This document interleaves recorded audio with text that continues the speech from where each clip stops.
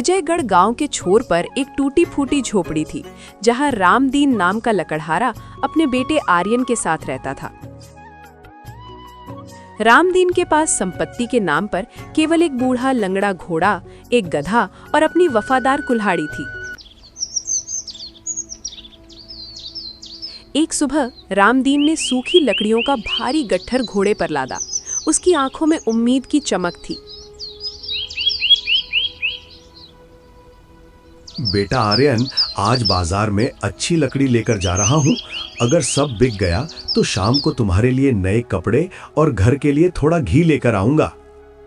आर्यन, जो बचपन से ही काफी बुद्धिमान था, अपने पिता के भोलेपन को जानता था। उसने चिंता भरे स्वर में पिता से कहा,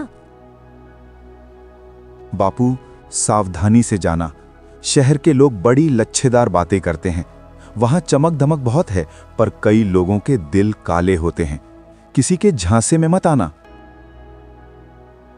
अरे पगले, मैं तो बस लकड़ी बेचने जा रहा हूँ, कोई राजपाट थोड़े ही मांगने जा रहा हूँ। तू फिक्र मत कर।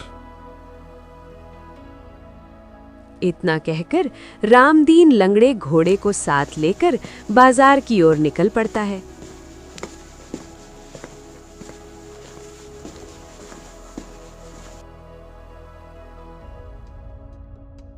बाजार पहुंचकर रामदीन एक कोने में खड़ा हो गया और अपनी लकड़ियों की ओर इशारा करते हुए लोगों को आवाज लगाने लगा। आओ भाइयों, सूखी लकड़ियां ले लो, सर्दी में काम आने वाली।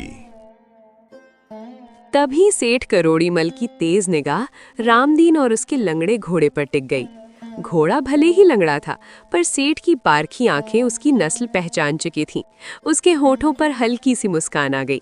वो मन ही मन सोचने लगा, अगर इस घोड़े का इलाज हो जाए तो ये शाही अस्तबल में ऊंचे दामों पर बिक सकता है।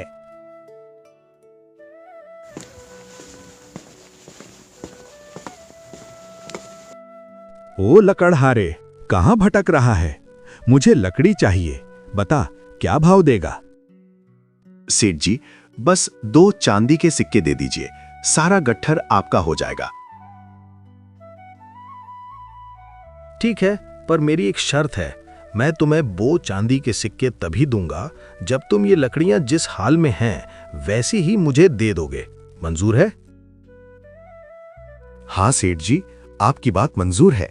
बस आप ये बता दीजिए कि लकड़ियां कहाँ छोड़नी है।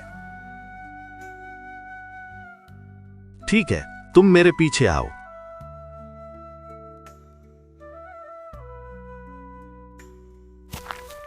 इतना कहकर रामदीन सेठ के साथ उसकी गोदाम की ओर चल पड़ा।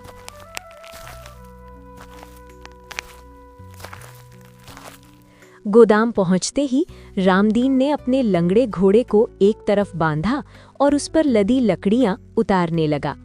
तभी सेठ ने चालाकी भरी मुस्कान के साथ रामदीन की ओर देखा और बोला, अरे मूर्ख, क्या कर रहा है? तूने वादा किया था कि लकड़ियां जिस हाल में हैं वैसी ही देगा। अब ये लकड़ियां घोड़े की पीठ पर हैं, तो ये घोड़े समेत मेरी हुई। छोड़ इसे और भाग यहां से। वो रोता बिलखता सरपंच के पास पहुंचा, लेकिन वहां भी उसे इंसाफ नहीं मिला, क्योंकि सरपंच पहले से ही सेठ का पक्षधर था। सरपंच जी, मेरे साथ धोखा हुआ है, न्याय दिलाइए। रामदीन, कानून जुबान का पक्का होता है। तुमने शर्त मानी थी, अब घोड़ा सेठ का हुआ। जाओ यहां से। रामदीन खाली हाथ रोता हुआ घर पहुंचा। उसकी हालत देख आर्यन का खून खौल उठा। अच्छा, तो ये बात है। आप फिक्र मत करो बापूजी, उस सेठ को सबक सिखाना अब मेरा काम है।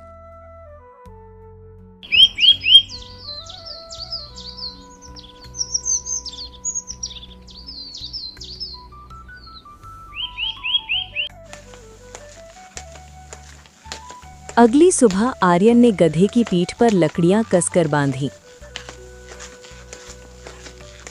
शांत चेहरे के पीछे उसका मन पूरी तरह चौकन्ना था।